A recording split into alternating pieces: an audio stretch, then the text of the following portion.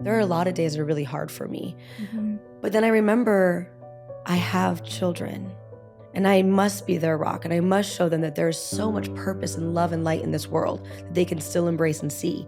But in order for them to see it, I have to see it, because I can't fake it to them. I can't just tell my kids, find love, find light, find these things, if I'm not truly believing it and experiencing it for myself. Okay, Allison, I'm going to share with you how I found you on the internet. Okay. Because that was the landscape that connected me to you. I think it was during COVID. And I feel like most people, I was also very hungry to find warm, positive corners of the internet. It's very difficult to find in general, and especially during those times. But when I landed on your page, I was like, this is the light, that you can really take from and that can inspire you. So I started following you then, and it was so beautiful to see your family, your relationship with Steven, how dance was part of all of it. There's a lot of joy in there. So I stayed, and you've maintained this beautiful light throughout the years, and even through, one of the hardest years of your life. You lost Steven it's been over a year. Yeah. It's been a year. You lost Steven. And I just remember I was just sitting there and looking at you show up every single day with the same amount of love and heart and light. And I was like, wow, that takes a lot out of you. And I was just thinking, you know what? It's one thing to do that for your family, for your children, but to also do that in the hardest time of your life for millions of people, that's mind-blowing. Thank you. First off, thank you for all of that. It's 2020 was a year that I feel like my husband and I really stepped into, let's show people more of us. Let's show people who we are, and we wanted to always in our lives, my purpose and his purpose was to bring love and joy into people's homes. And we usually were able to do that through TV and film. But then when the pandemic happened, it was like, oh, you know what? We have this social media. Let's bring people into a more intimate look into our home, with our kids, how we live our lives, how we sustain ourselves, our workouts. And we found it to be so enjoyable bringing people in. And it was so nice for us now, in retrospect, to actually connect with our audience. I think that was the difference. Before we were performing for people, but this time we were letting them in, and they were now connecting with us where we could see them. We could talk with them, we could reach them and see the impact we were having, and they could inspire us, and we could move together. And I think we really, really love that. So I love and really appreciate hearing, because that's really what we were trying to do during that time. And also keep ourselves motivated. But I also saw your stuff, and I was so motivated by the way you move with your family and the way you balance your life and your career. It's so moving the way you just handle it with so much grace. And so I've been just as equally as inspired by you as well. Thank you. I really appreciate it. And I was thinking, you looking back on Allison 2020, 2021, and who you are now today, how would you describe yourself today? I think I've had a lot of growth. Before 2020, going into 2022, which was a really, really difficult year for me and my kids, I had never experienced grief. I never experienced trauma, let alone to this kind of a degree. And it was very shocking to me. It was very confusing, and it came out of nowhere. And a lot of people look to me, and a lot of people want answers. I think that's the biggest thing people want from me. And I have to look at people and say, I'm just as confused. And that's something that I'm going to have to deal with for the rest of my life. So I guess the biggest change that I've had as a person is letting go of trying to control everything, trying to control a narrative, trying to have an answer for everything. Sometimes our job is just to let God lead us, let universe do its job, and just exist. Because I can't control. I don't know. I don't have an answer, and it's not my job to. And I think that's been a really scary thing to admit. Is I think as people, we always, even if you're a self-help person, which I am, I always want to better myself. So what can I learn from this experience? How can I be better through it? What happened? How can I inspire other people? But sometimes I'm learning now, I have to sit back and say, I don't know. And that can be really scary. That's so interesting you say that, because I was reading, I finished a book on the flight, and there was this quote that kept repeating throughout the book, and it was "Let life be life," and it made me think of you. It made me think of the way you've been just dealing with your own grief and your journey. There's a kind of feeling for me when I look at you of you were able to step out a little bit and kind of see like the bigger picture, because it's hard to do when something like that happens in your life. So I just kept like thinking, let life be life, let life be life. And I feel like that's how you lead yourself and your life, just looking at you from the outside. I had never heard that before, but I love that so much. I'm definitely gonna like walk away with that message for sure. And I'm so happy that's what it feels like to people, because I will be honest, like there are a lot of days that are really hard for me. But then I remember I have children and I must be their rock, and I must show them that there's so much purpose and love and light in this world that they can still embrace and see. But in order for them to see it, I have to see it, because I can't fake it to them. I can't just tell my kids, find love, find light, find these things, if I'm not truly believing it and experiencing it for myself. So right after everything happened, I went quiet, like exactly what you're saying. I went quiet. I didn't speak to people for months, because I knew if I'm going to do this for myself and my kids, I must face it all. I have to face it all.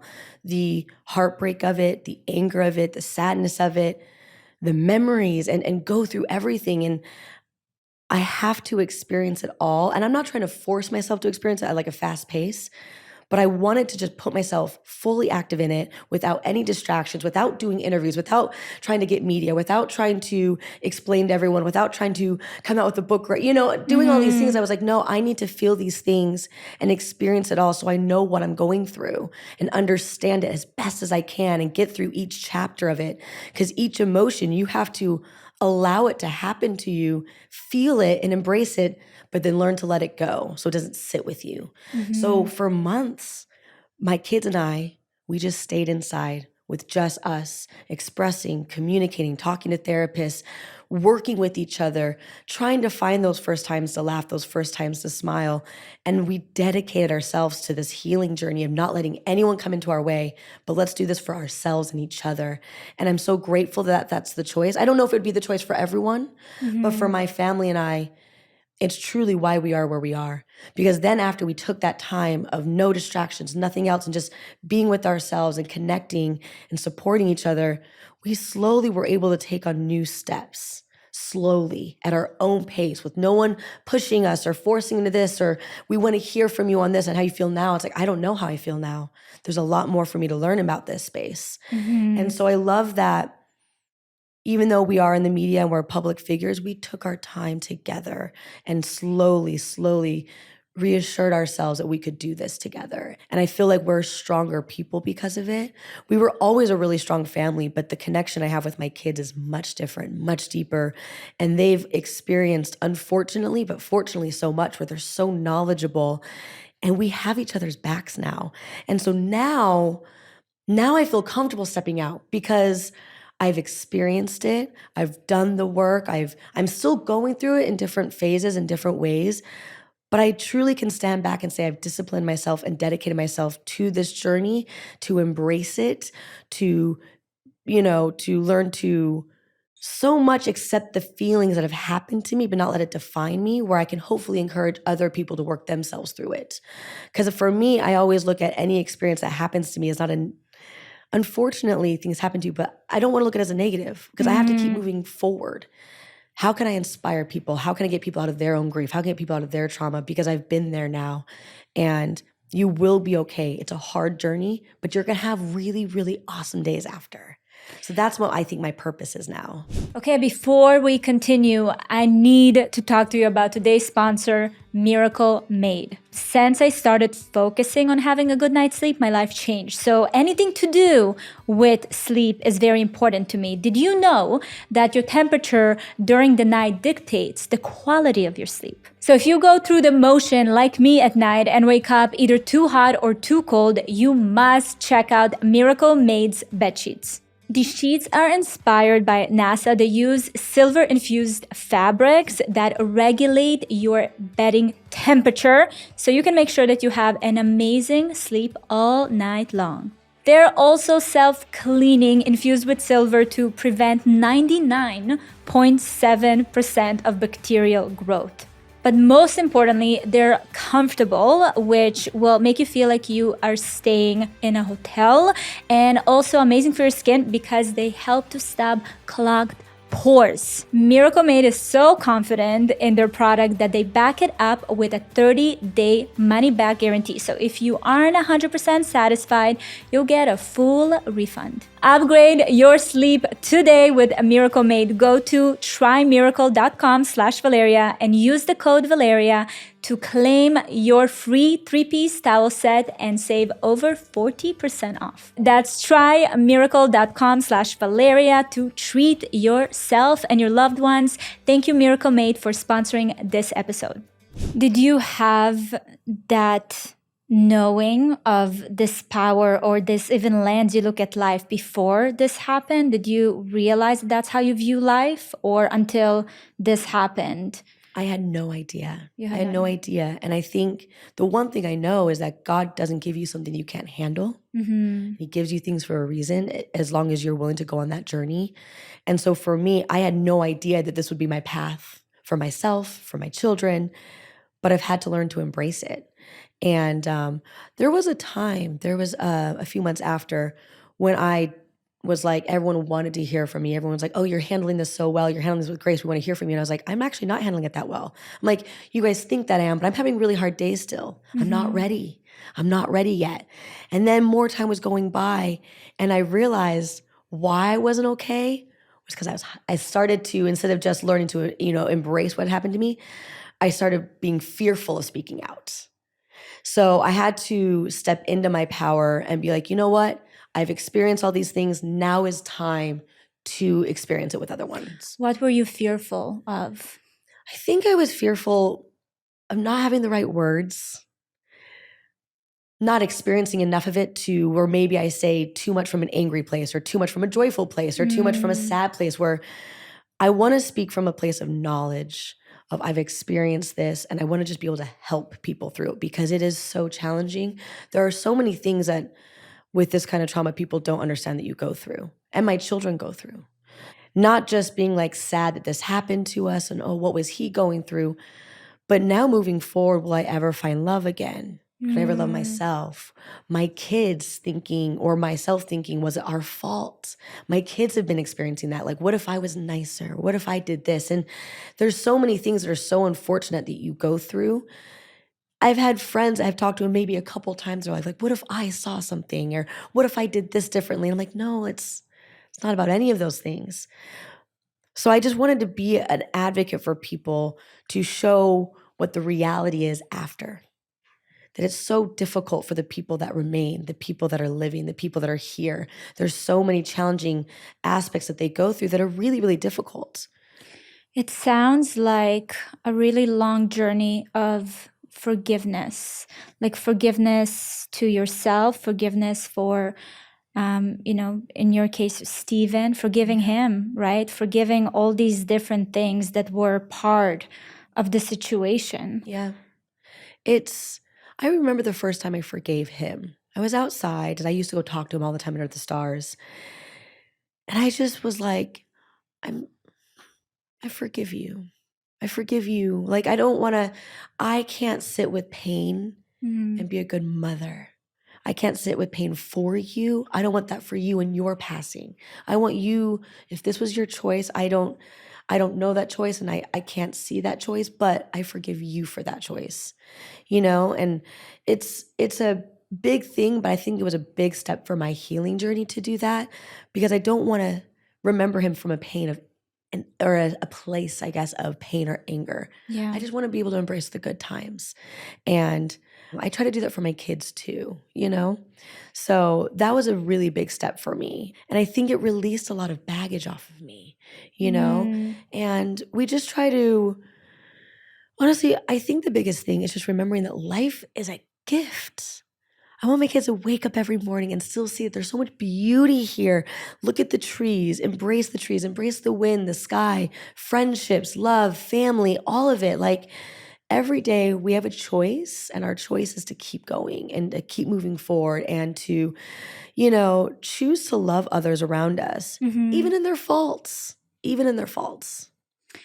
Do you feel like it was a difficult, or in general, how did you navigate that conversation with all three of your kids? Because they're all in different ages. And I feel like the way you speak to your older daughter will be different than how you speak to your little one, right? Oh, it's absolutely different. So how does that even work? I make sure I talk to them individually. So my oldest is very wise beyond her years. She's like a wise owl. So we have very deep, intimate conversations. And she's actually most recently really taken on the role as my protector. So that's been a way for her to heal, because she's like, I want to be there for you. And as the mother, I was like, wait a minute, like, you can't be that role. I protect you. But then I learned that this was a big thing for her that she felt like she needed to take on. And it's helped her along her process. So we have very, very big talks between us about everything. There's almost no question that she has to ever try to hide from me or be reserved about. We have very open dialogue. And then my son Maddox is 7, but he's very, very vulnerable with us. It takes him a little bit longer to get to the point where he wants to say something, but when he does, he goes there. And I think sometimes we underestimate kids. Sometimes we think that, oh, I don't want to have this conversation with you, it's too much. But if you don't have those conversations, you don't know what's happening. They're trying to figure it out, and they're creating their own scenarios. Yes, and so it's better to have the really, really hard conversations. Be very careful with your words, but you must have those conversations. Now, my 4-year-old, it is much more lighthearted, but unfortunately for her, she's going to know more of her life without this grief. So she's going to have to probably work through it when she's more of a teenager, when she looks back through time of what happened. But right now, she doesn't have those conversations. But our household, very honest, very vulnerable with each other. But then we also just have a lot of fun too. We do a lot of dancing in the house. I love play it. a lot of games. But people have always known our family was close, but like, we're together all day. Like, we go to each other's activities. We go eat together. We have breakfast together. We have dinners together. We play all our games together. We're constantly together, supporting each other, rooting for each other. So that's what's really beautiful. That's so beautiful. This show is sponsored by BetterHelp. Give online therapy a try at betterhelp.com/notalone and get on your way to being your best self. We take pride in working hard to keep our bodies healthy. We eat right, exercise daily, take vitamins, but generally we're not taught to see our mental health as something that needs similar care and attention. A lot of times I take that unfamiliar feeling as a sign that I need to explore it more. Getting professional help from the right therapist allows you to take time to better your life. The idea behind Not Alone is about sharing the relatable issues we all experience, but don't always feel comfortable talking about. You can take it a step further with BetterHelp. If you're thinking of starting therapy, give BetterHelp a try. It's entirely online, designed to be convenient, flexible, and suited to your schedule. Just fill out a brief questionnaire to get matched with a licensed therapist. You can switch therapists at any time for no additional charge, which is a huge benefit compared to in-person sessions. When it comes to starting therapy, people often feel quite apprehensive. That being said, just because something is unfamiliar or uncomfortable doesn't mean it should be dismissed. A lot of times I take that unfamiliar feeling as a sign that I need to explore it more. Learn to make time for what makes you happy with BetterHelp. Visit betterhelp.com/notalone to get 10% off your first month.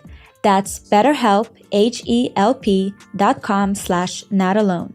You know, when you mentioned about your daughter Wesley, she's 15, She's right? 15, yes. Yeah. And you had Wesley before, so you were a single mother with her, which reminds me, I mean, my mom had me really young. She was 19 years old. And I feel like that connection, when you have a period where it's just you and her, there's a bond that you can't explain. You're really growing up together in a way.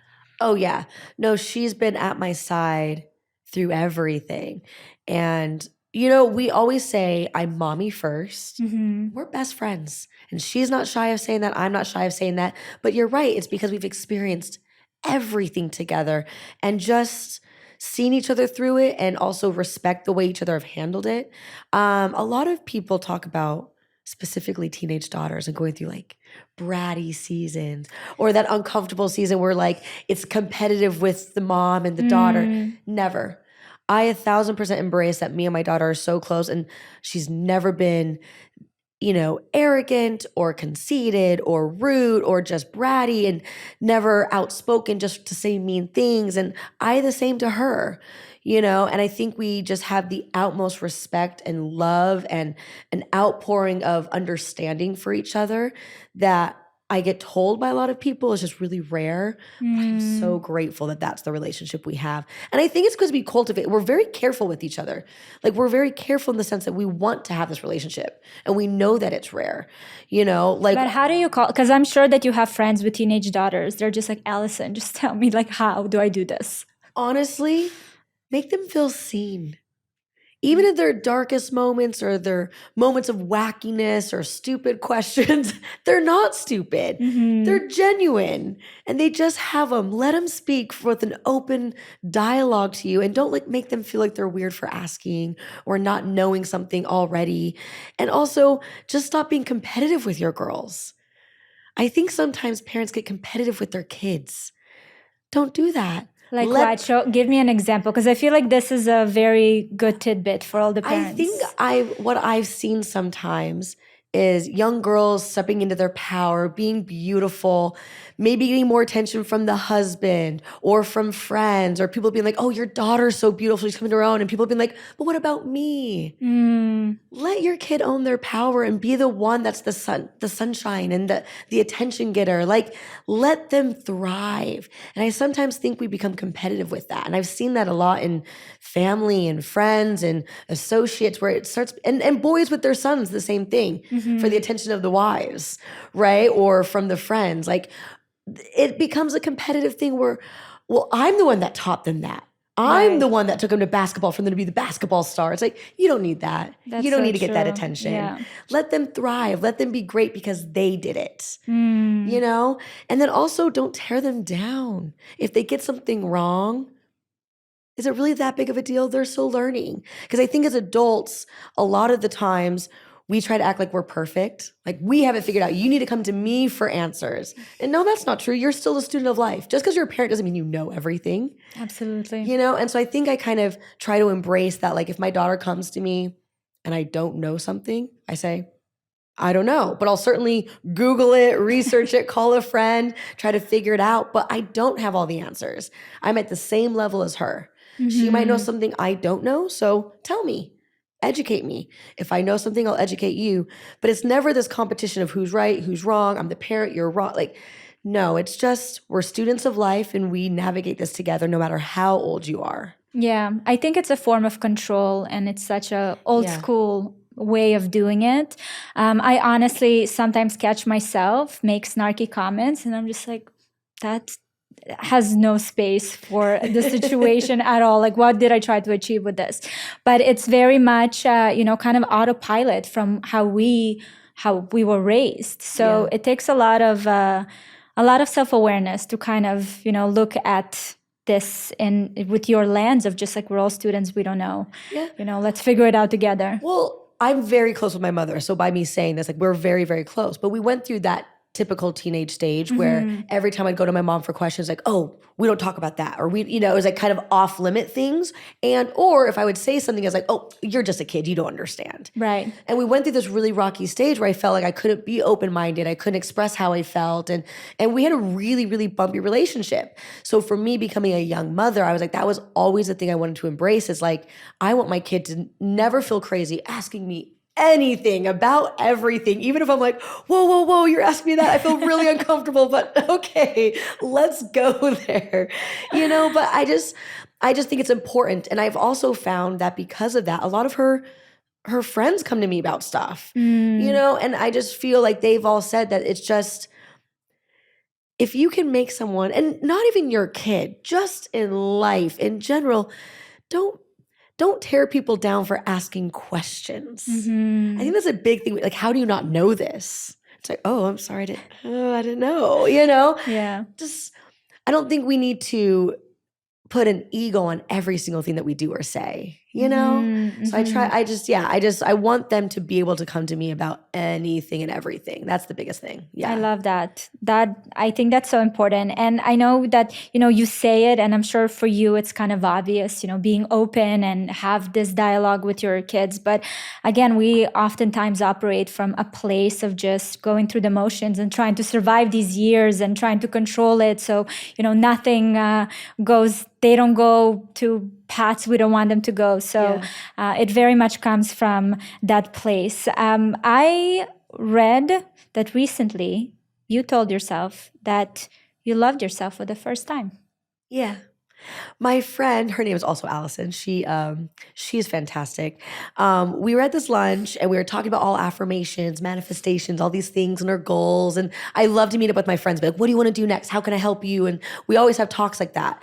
And we were on this talk and she was like, we were just talking about our affirmations. And she's like, I just love myself so much. It's my favorite thing to tell myself every day. And I was like, what? I was like, you just tell yourself you love yourself? She was like, do you not? And I was like, no, I don't think I've ever told myself I love myself. And it's like, it's not that I don't think I do. It's just I don't think I've ever just like, even still sounds silly not like I love myself. Like right. it seems wild, but I realized I'd never done that. And so she's like, oh girl, every morning after your affirmations, that's how you're going to end it. Like, I love me. I love myself. And it's kind of like, though I've always done affirmations, like, like I'm this, I'm that, and I deserve this, I have this. Ending with I love me, it feels crazy, but it's powerful.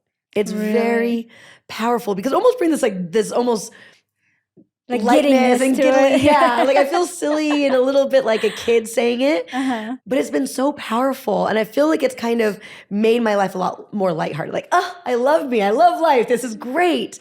And so that's been a new one I've been embracing. And it's brought a different kind of love into me. And I feel like it's wild that I never done that. Now it feels crazy. Like, wait a minute. So now I go to my kids, I'm like, do you love yourself? And they're like, yes. But like, it's wild because I've now had a few conversations with other friends and they're like, yeah, I don't think I've ever said I love me.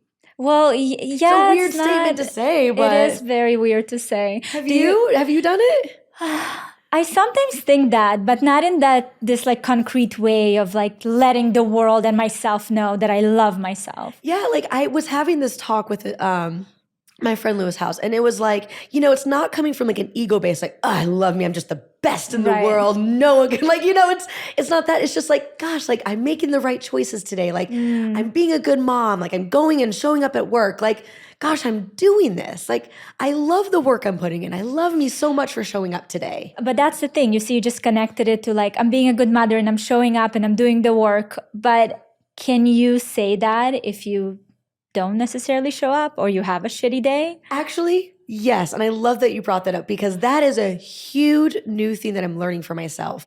Guys, I cannot wait to tell you about today's sponsor, Magic Spoon. Okay, so as you guys know, I am a mom of 3 boys and I have to think about what to feed them for breakfast every single day, and also feed myself because I think breakfast is extremely important. And I know some people like to intermittent fasting, not my thing.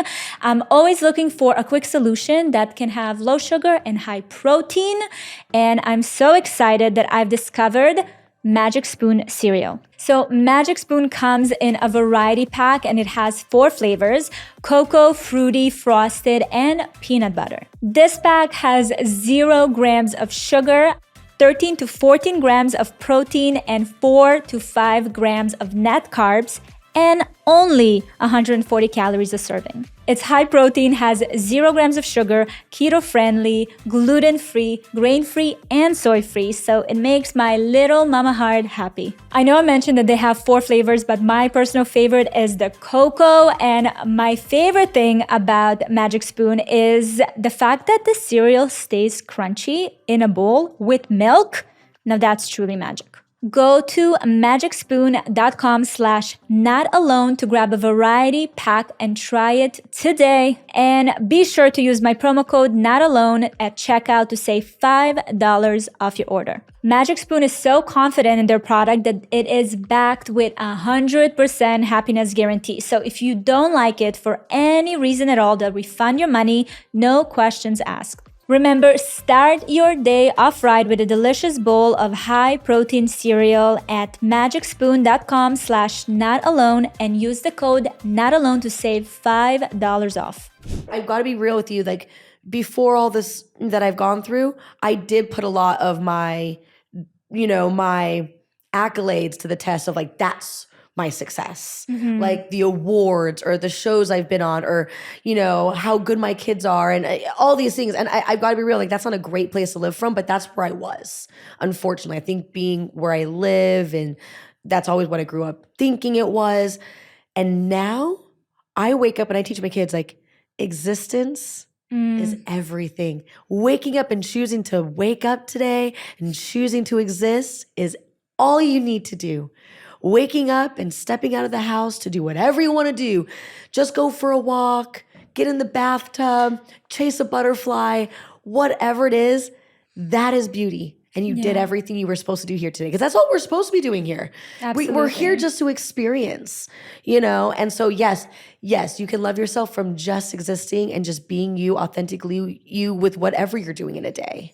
I'm going to share with you the mantra that I've chose for this year for myself. It was, I don't remember who it by, but the notion of it is embody all versions of yourself while attaching to none of them. Wow. Right? That's good. Like That's showing good. up in every aspect and every role that you play and carry. But at the end of the day, it's not you. It's not like you and who you are. So the ability, and I think there's so much power in being able to, really embrace it and love it and enjoy it and then let it go. Absolutely. When the time comes. Absolutely. Yes. I love that. I feel like you just said what I feel like I experienced this whole last year, but better in words. Like, I think there's so much beauty and power in that because I think people are scared to embrace all sides of themselves. Yeah. People are very fearful of that. I was very fearful of that. And then you have to just let go of it. I heard this thing. So my pastor, Joe Smith, I was just with him last night at his session. And he said something about going to the land of the dragons, which was something that used to be put on maps. And the reason that's put on maps is when they were still discovering the world, people were very fearful. What if we find dragons or something scary? So you had to be the most courageous and brave person to go to the land of the dragons, which was like the unknown territories, right, on those maps. And he was saying, go to the land of the dragons in your soul and face it.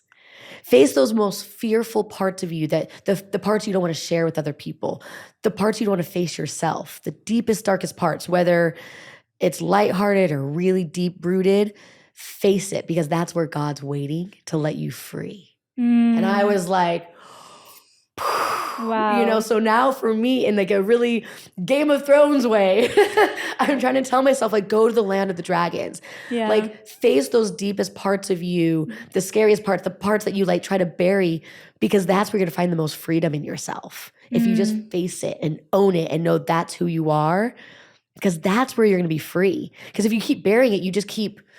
Or avoiding it 100%. Yeah, and it starts to build up. That wall starts to build, which is where I think when people build that wall and when they start to have cracks in it, people start to see into them, they get really insecure, And so it's like if you go ahead and face those things now and you just own it.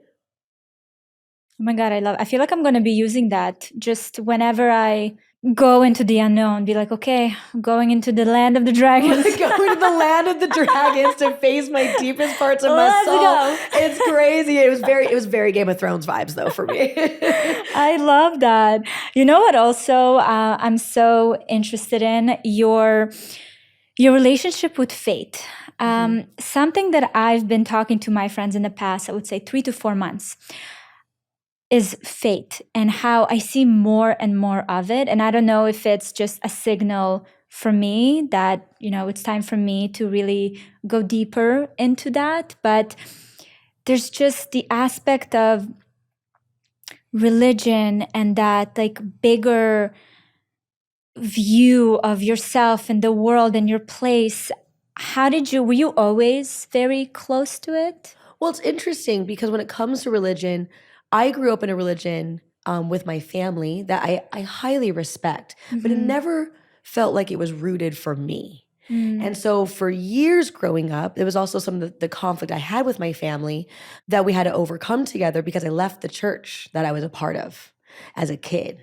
And it was a very big deal in the community I was being raised in. It was a very big deal for my family. It was a very big deal for my dance team. It was a very big deal for my school that I left the church when I was 16 years old, the church I was a part of. And you left because you just felt like there was no real connection? It just didn't, for this, I'm a very spiritual person and I'm very connected with the source, whatever that might be, and however people want to discuss it in their own ways.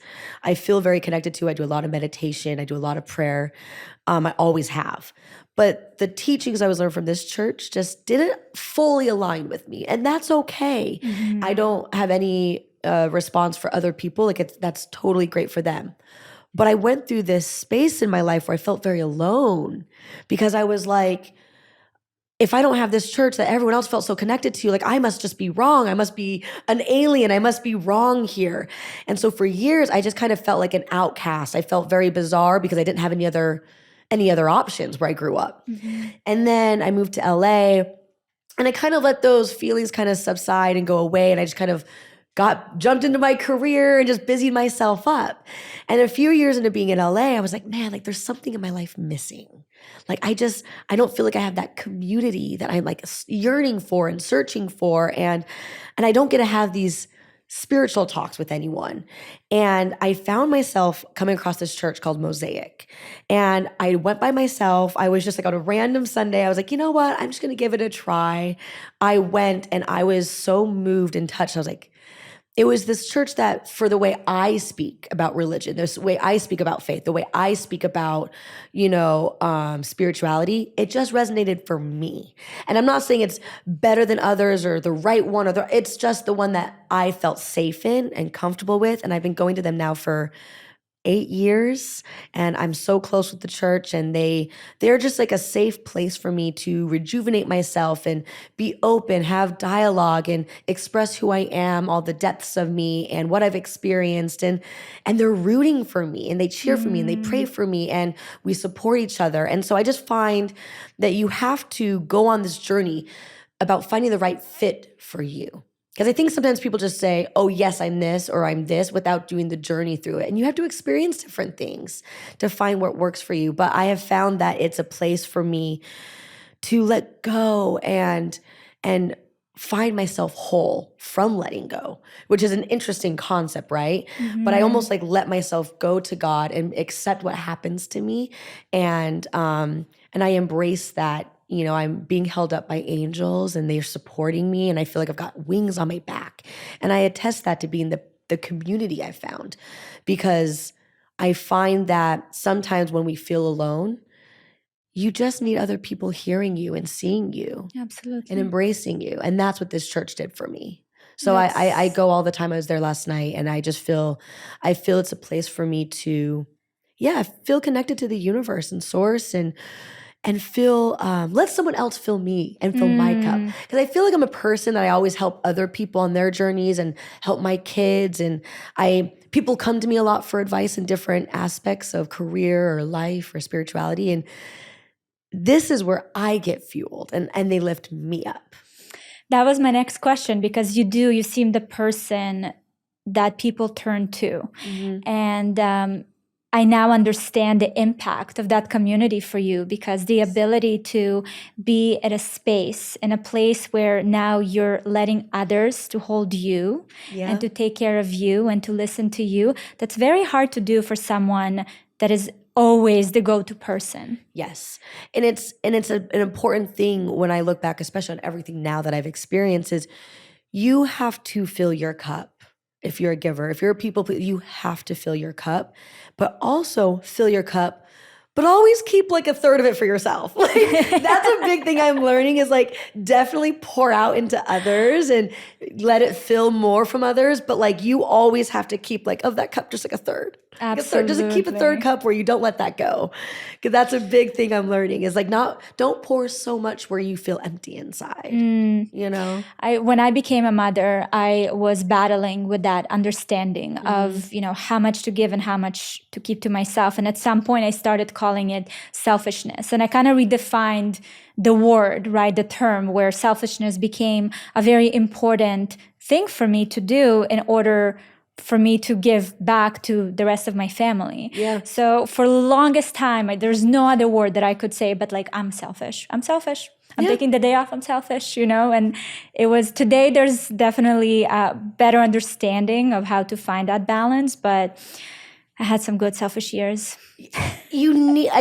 I'm like you, I did not know that until recently. And that's why I say I have like got non-negotiables now because I'm like, no, I am being selfish today. Because I'm being selfish, because I'm very disciplined into my self-love, self-care, and like self-compassion, like all of those things. Like selfish should just be added to that because you have to be. And we look at that word as being so bad, but it's like, no, it's a great thing. Great thing. Because I don't want my kids to be selfish with their time and take care of themselves too. You know? Absolutely. Like some of my favorite, so my youngest, she's 4, her name is Zaya. And she has actually taught me so much about boundaries. It is wild to learn boundaries from a 4-year-old. Like I can't even tell you. Our kids are truly our greatest teachers. I truly believe that. We'll be cuddling on the couch and she's so sweet. We're watching a movie. We're having the treats and the popcorn. And when her dial is done, she'll just stand up and leave. I'm like, where are you going? She was like, I need alone time. And she'll just go to her room. She's very content. But she'll go to her room for as long as she needs, doesn't need anything, and then we'll just see her again. And she's fine. But I'm like, I don't know if I do that. You know what? That's me. What's her sign? Huh? What's her sign? Okay. November. She's November. So November 3rd, she's I don't know. Scorpio, I think. Okay. Well, yeah. So she's a Scorpio. Well, actually, I have a Scorpio. Benjamin is my Scorpio, and he's the same way. He's so content to he knows when to say, okay, I need time out. But I have that too. And I actually had a big problem explaining to my husband. Like sometimes I would walk out of conversations because I'm just like, I'm done. Not because I'm angry or there's no resolution. It's just like, I need to step out now so I can, recalibrate. Yeah. And it was so hard for me to teach him that, no, this is I learned to communicate better, to be like, okay, now it's time for me to leave. But I admire that. That's such an amazing skill to have in life and to have it at such a young age. I hope no one will tell her that it's a negative thing. Oh no, I tell her, I'm like, that's like one of the best things ever, and you're teaching mommy. Yeah. I'm like, you're teaching mommy. Because like I'm such a host. I'm like one of those people like where I'm like, do you need anything? Do you need anything? Do you need blah, blah? And I just will keep going till all of a sudden it's like, me passing out on my bed, like, oh, I'm exhausted.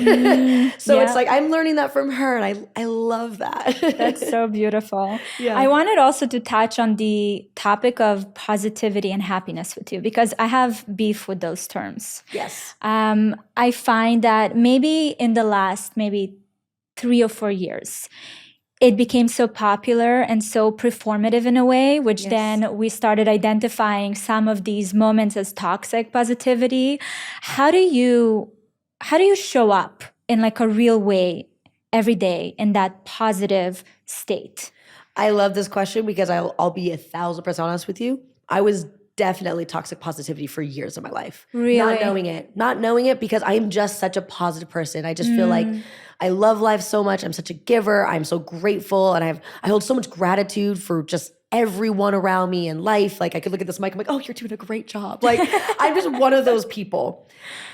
And I realized that I do have very honest moments by myself. When I cry or when I'm vulnerable or I'm really sad or I have like honest, moments of being angry or overwhelmed, and I would never show people.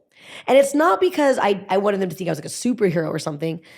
I don't want people to be burdened with my emotions, because I know, and I've always known, I'm a strong enough cookie. I can handle these emotions. And I know for years how I like to deal with it. I'd cry in the shower. I would close my closet door, take a moment for myself, allow myself to feel it, own it, and then like shake it off, go dance it off, do whatever, and pull it together and go back to life. Wow. And I realized, wow, like though that I feel like was working for me, and maybe it still can work for me because that's just the way I like to process things.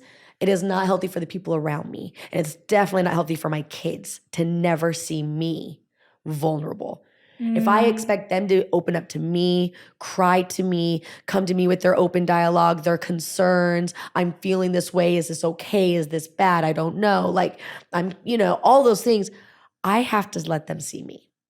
And so when I let them really see me, like not just a tear from a movie, but like outpour cry, it was first off kind of shocking for them, but the way that they embraced me through it, I felt so much lighter. And I didn't know I needed that. I didn't know I needed to cry with people that I loved so much. And it was such a different feeling. And then they cried. It was such a beautiful, from a really dark place, but it was such a beautiful moment that we got to share, that I know for me, I learned so much more about myself, and the fact that the people around me have had no idea what I go through.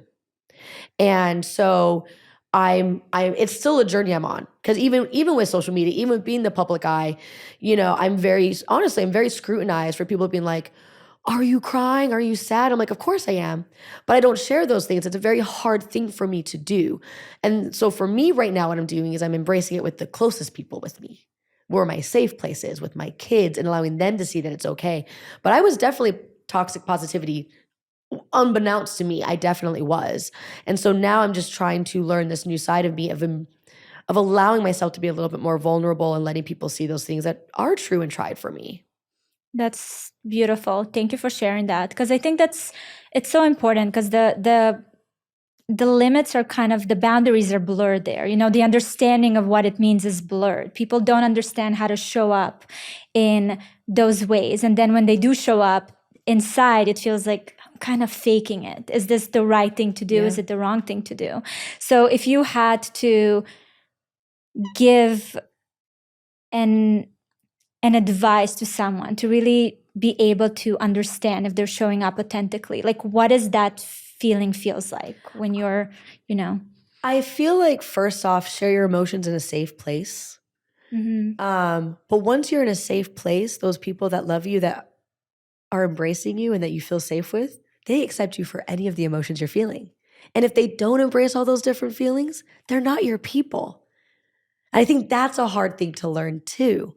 Right? And that's it, like you should feel comfortable enough to be those things around all the people that you feel comfortable with and love.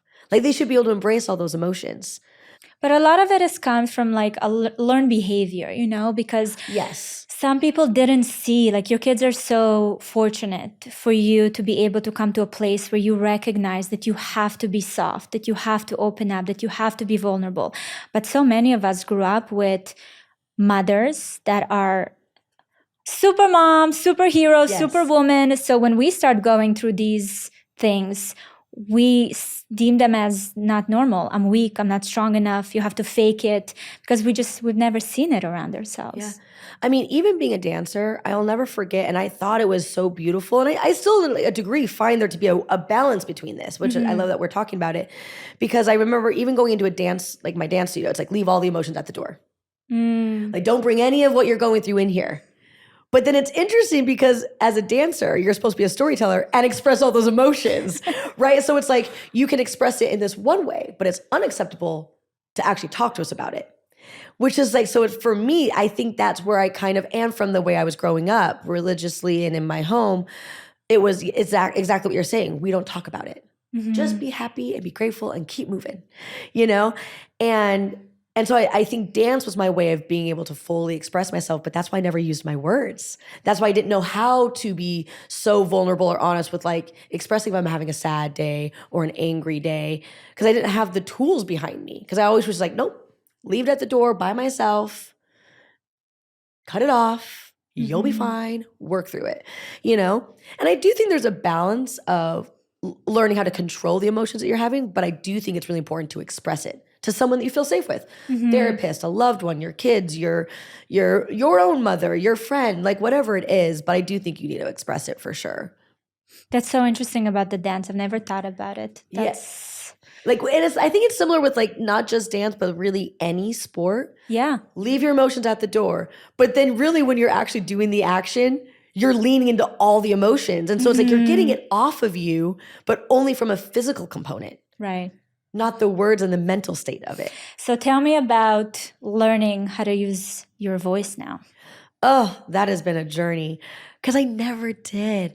I was so fortunate to have a career where I could be such a storyteller, but I was always telling other people's stories. Sometimes I've choreographed work where I was telling my own story, but it was very, very rare. So I almost got to hide behind my dance for years. I didn't know it. I didn't know that that's what I was doing. And it wasn't really intentional, but that's what I was doing for years. And it was actually after I talked with my pastor one time, I was like, I feel like I'm being called to use my voice. And I've never done this. And it's very scary. And I feel very fearful of saying the wrong thing or being misinterpreted, or saying something that I'll later look back on like, oh, like if I would have gone through all the emotions, maybe I would have said it differently. Or saying something that's like, oh, like, man, like 3 years later, that's not really what I meant. You know, I was so concerned because it's such a sensitive topic about someone I love so much. And it's like my family and my core beliefs. And it's such a big thing that I've experienced. But at the end of the day, when you just let go of, again, the control of it and you just embrace your calling, I sometimes feel like the words just kind of pour out of me for me. 'Cause I'm not really thinking about what I'm trying to say. I'm not really thinking about what's the right thing to say anymore. I'm just speaking from the heart. And so I feel like that's because I'm being led to do this. So when it's your purpose, I feel it gives you a little bit more of a confidence in it. You know, and so once I started to use my voice, I just started allowing it to happen for me. Do you feel you had that calling before and you were just not in tune to hear it? Probably, yes. And maybe, you know, subconsciously I knew I was ignoring it maybe. I don't know. But I definitely feel brave now to step forward. You're so brave. That's so beautiful. Thank you. It's interesting because there's also something that I've learned about myself is when I no longer care what people think. And that has been a big journey. So for someone that's like a people pleaser and someone that is so used to just always being like, I love your dancing, like I love your family, like I love you and I love you in your relationship. Like I've never been on the side of like people like no matter what I do, no matter what I say, there's always gonna be two sides now. I never had to experience that. And now I just am like, it's just a part of my life. And now it's just like, well, I'm just owning who I am now. Instead of being there for you, I'm being there for me and my kids. And so it kind of gives you a little bit of a power. Well, I even was thinking about the fact that, you know, you were grieving in the public eye. Like that brings its own layer of opinions and perspectives and theories, and just everyone feels entitled for their opinion, which is why I wanted to mention to you, I know how you said that you don't necessarily showcase that vulnerability on social media. I don't think that's a bad thing. I think that's a really healthy boundary. And I had to learn through my social media journey to not look at vulnerability as a commodity, because it became that. And I think that we lose touch with, you know, when that happens. So I think that it's beautiful that you save it for yourself in your safe circle. Because I do think that when you open up, you are kind of taking your guards down, but you're taking down in front of millions of people that you don't know their intentions. Some really want the best for you, but others just there to manifest their own pain, right? So, and I think at the end of the day, it's not my job to grieve in front of people. Mm-hmm. And I don't find that to be my job. I don't find that to be my calling either. And someone can't tell me what my calling is. You know what I'm saying? But did it catch you off guard when that started happening, when people were kind of like laid their expectations on your journey? Oh, yeah, that was really wild. Because I was like, I think the biggest thing I learned is like, why would you want to see that from me? What is that for them going to really kick off?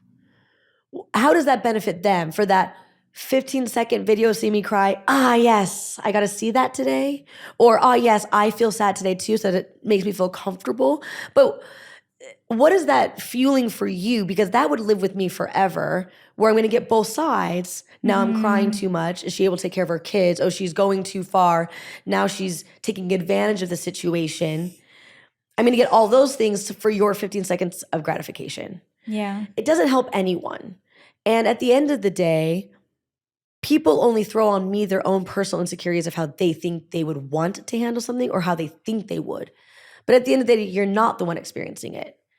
And everyone's going to make their own choices. And if someone does want to go on social media and cry, that's okay. But that's not where I'm going to feel my best self. Because also, I'm not a person that I need the validation from that. So I think that's also another thing. Like, I don't feel like from social media, I don't need what would be the right word? I don't need sympathy. I don't want that. That's not how I live my life. I don't want to play a victim role. I don't like that for myself. And I do get to grieve, but I grieve in a safe place. And honestly, I think sometimes people forget that if I grieve publicly and it goes the wrong way, that can almost be more traumatizing for my grief and for my kids' grief. Yeah. And so I just think sometimes people, for their own quick thoughts about things, are like, oh, she's doing it wrong, or she should be doing it this way, or we're not seeing it, so it must not be happening. And it's like, no, I'd be opening a gate to be in a lower state. Along with receiving some positivity, but I'd also receive the other side. But that's also not why I'm not doing it. It's just that's not me. And I think sometimes when you're dealing with the grief so publicly, people forget that I have a personality. And that's not my personality. And I personally there's never been a time people have seen me cry because it's not my personality. Right. And it's not my choice. And so I don't think because of this happening, I should change who I am to appease other people. And at the end of the day, they shouldn't want that from me. I mean, that's the biggest thing is you shouldn't want that. Yeah. You shouldn't want that, And so I think it's interesting. I learned this really beautiful thing from my therapist that kind of goes along with what we're saying, because I believe a lot of these things that people say to you is their own insecurities. And I've always taught that to my daughter. Like, my daughter's only 15 and she gets shame on her page about all sorts of different things. And it's so wild to see teenagers being shamed by not just, but mostly not teenagers, by adults. No. Oh yeah, it's wild. She usually gets shamed by adults. Oh my God. And I've had to tell her, if someone's shaming you, it's them. They're seeing themselves and how they would handle things, or how they would, or who they want to be. They're shaming you for their own insecurities, and I've always taught that to her, and I do believe that to be true. But also now, because it's so public, I've learned to wear a mirror. So it's not just telling someone this; it's actually physically seeing it. So when I read a comment or when someone says something to me, I literally embrace a mirror in front of me, so then they can see it back to themselves. Because I'm not going to let it seep into me. Because I'm disciplined. I'm a very disciplined person. I know the work I put in, and I know the character that I have, that I won't let people seep into my soul anymore. And so I try to teach that to myself and my kids. And I thought that was a really wonderful skill that my therapist taught me, is like physically see a mirror when people are saying something that you don't align with. Absolutely. And so that's been wonderful. But the social media thing, I think we live in a society where people can hide behind words without having to actually understand what they're doing and saying. And you know really what? sad. I have this hope and dream that with all the progress of AI, there's going to be some kind of feature that would start keeping people accountable. Yes. Like, how wonderful would it be if Susie 1324 would, leaves a comment, and then when you read that comment, her face kind of shows up, Yes.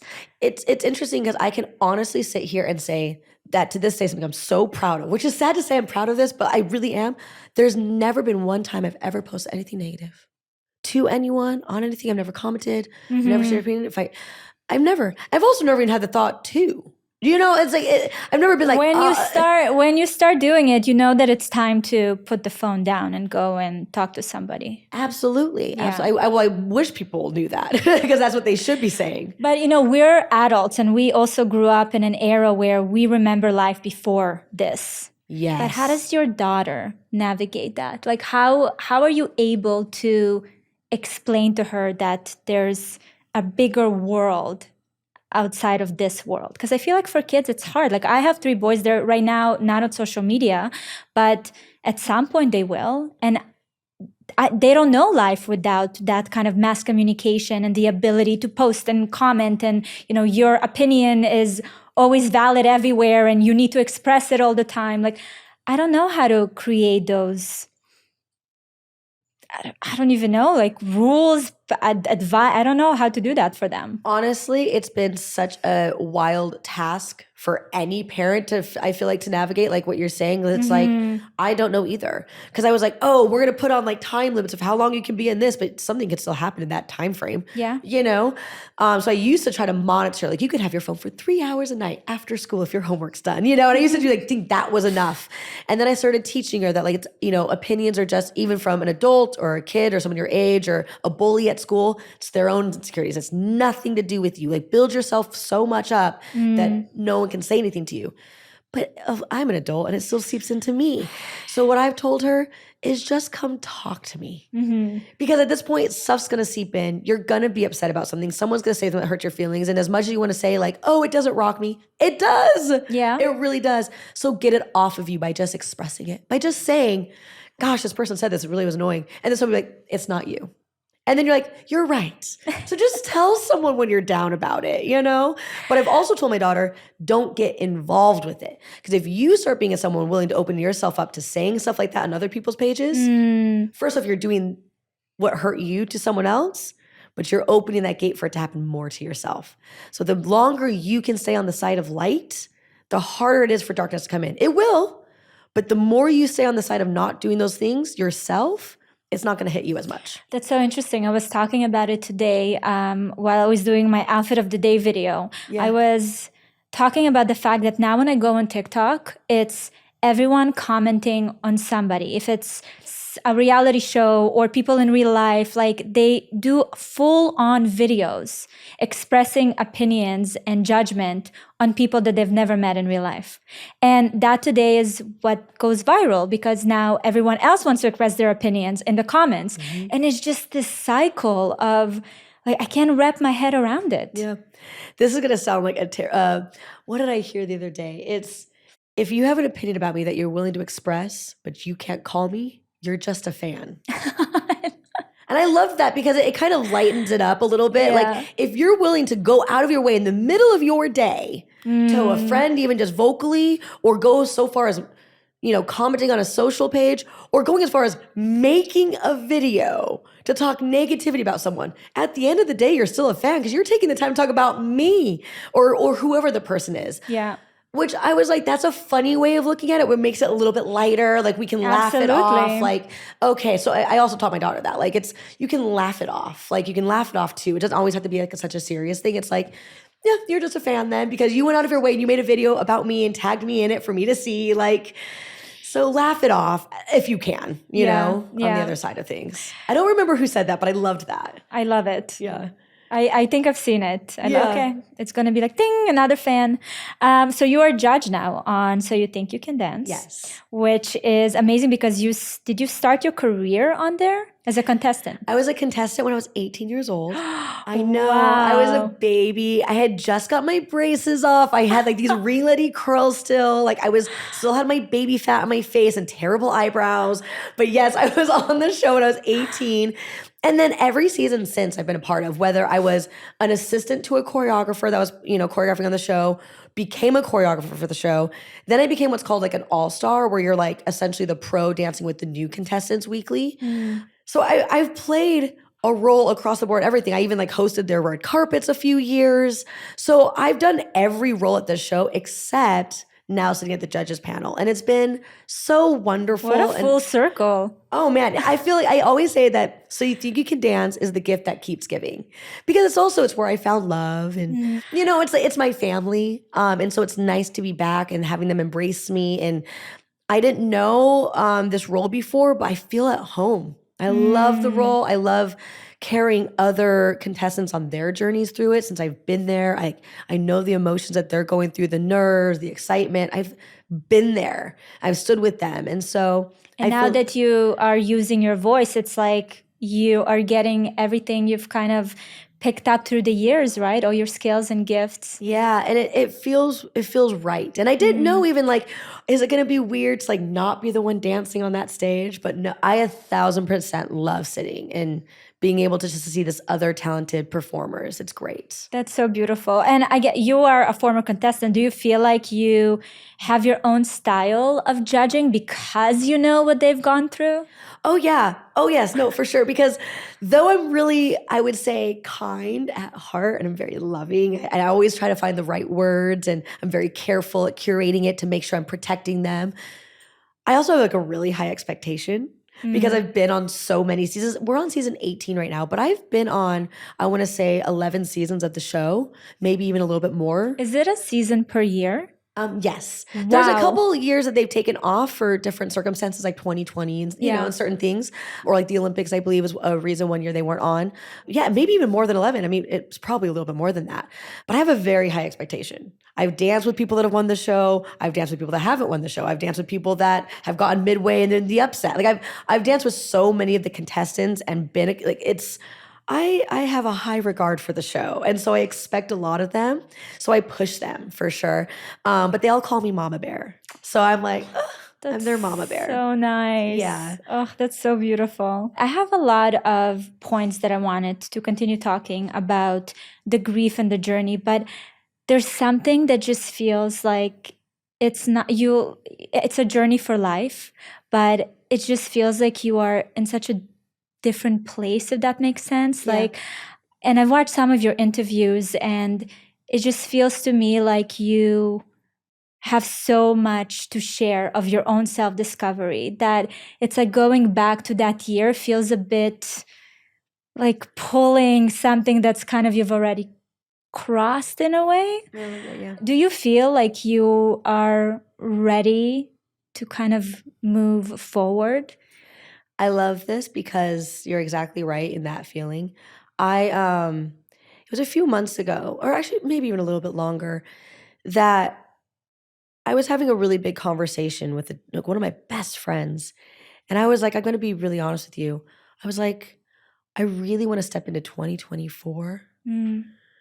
A new me now, a new me not even being mommy me, a new me without being a career mom, a new me without, being the writer or the host or the grief and trauma and the widow. Who am I without any of that? Just if I wake up with none of that, I want to embrace who I am. What is my discipline? What do I want to be felt as now? And it's been a journey that I'm like, I've always been really disciplined in my self-care, but I'm like, what is the feeling people are going to walk away with me now? Not last year, because last year was hard and it came with a lot and people had feelings of emotion. I'm like, who am I now? Because I need to know who I am now if I want to move forward and if people are going to see me move forward. And I have to fully understand that and be confident in it and own it. And so for me, stepping into 2024 has been a year of almost releasing myself of all these expectations, releasing myself of all these tethers, all these, being ping-ponged around to all these different directions for everyone, for this, for that, release myself of that and just stand in my power, stand on that mountaintop as me, as Allison. And so that has been the journey I've been on for the most is I think you said that word, detaching myself. It's not ignoring that this is part of my journey and has been a part of my story, but it is not my whole story. I am just starting my story. And who is it in this chapter and what does the character become? I'm developing that right now, but that is required of me and my discipline. And so I'm standing in a new power of myself and not being scared of it anymore and not being fearful that, you know, if people want to keep holding on to that image of me with him or our family, I can't keep doing that. Yeah. And it's not ignoring, it's not acting like it never happened. It's I must own that I'm a new human to this day. And that's a beautiful thing. And I can step into a new power and I can bring my kids on this journey with me and help them find new discoveries in themselves. And it's interesting because not even my kids meaning to, they've all taken up new tasks. My daughter started a whole new chapter in her life. My son started his whole new chapter. And everyone's been accepting these new paths. And I was like, it's time for me to accept my own new path as well. Absolutely. So I 2024, I promised myself that I was going to dedicate standing up for me, be me, and embrace that and love it. And I don't need to explain myself to people for that, I think. That's so beautiful. To be able to give yourself the permission to evolve. That's a really good word for it. That's a really, because it was hard to. And I think I was waiting for other people to do it for me. And I was like, no. To give you like, okay, now you can. Yeah. You've grieved enough. You talked about it enough. You cried enough. What's next? Yeah. So I did it for me, and I'm proud of myself, but it has been like really scary, but I'm like very, very proud. And I feel like a new lightness over me again, which I hadn't had in a while. I mean, you exude it, honestly. Oh, thank you. It took a long time to get here, but when I make a promise to myself, I'm really secure in that. And so this is the journey I'm on now, and I don't know all of it yet. But I've loved it so far. That's the land of dragons we're going into. yes, exactly. Going to the land of the dragons. Like I say this, I love this quote. It's very simple. It's just romanticize your life. And I love that. I want to live the life I've always dreamed of and continue on that. And yes, it's evolved and changed, obviously, but that's okay.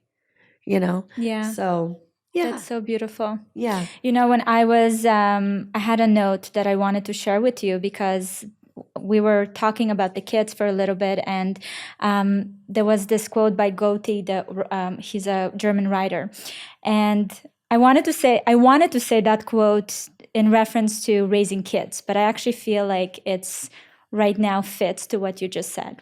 Of all the things we pass on to our offsprings, the first must be roots, second must be wings. Wow. And I think that it's a beautiful thing to remember when raising kids, but it's also in a way like you have your roots, and now it's like you're giving yourself the permission to get your wings and fly. I love that. I needed to hear that. I think I really need to hear that. I'm definitely going to put that on my wall for sure. That's beautiful.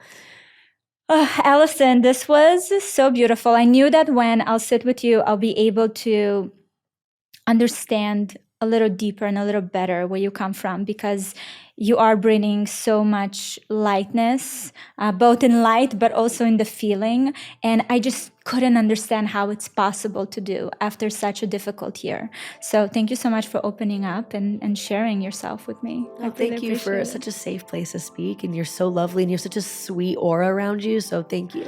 Thank you. Yeah, thank you. Oh, that was so nice. Thank you so much for watching this episode. I hope you enjoyed it. Don't miss my newest episode right here. And if you're listening to the podcast on Apple or Spotify, please go and leave a review with your biggest takeaway. I love reading your thoughts. And if you have any suggestions for guests or topics, you can leave them in the comment section. And always remember, you are not alone.